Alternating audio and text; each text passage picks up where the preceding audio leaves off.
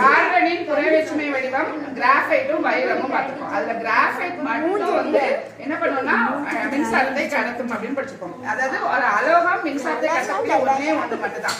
பொதுவா உலோகங்கள் தான் என்ன பண்ணும் மின்சாரத்தை கடத்தும். ஆனா இங்க அலோகங்கள் மின்சாரத்தை கடத்துது. சரியா? சோ அதுக்கான எக்ஸ்பெரிமெண்ட் தான் இது. இப்ப லைட் எரியுதா? அப்ப என்ன அர்த்தம்? இங்க இருந்து வயர்ல இருந்து இந்த கார்பனோட புறவேற்றுமை வடிவமான கிராஃபைட் வழியா தான் அந்த இது கனெக்ட் பண்ணிருக்கோம். இதுதானே?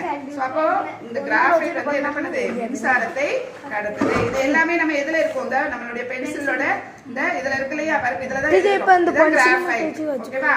புரியுதா இப்போ?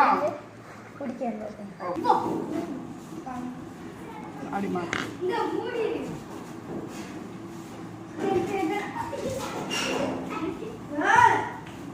Toilet!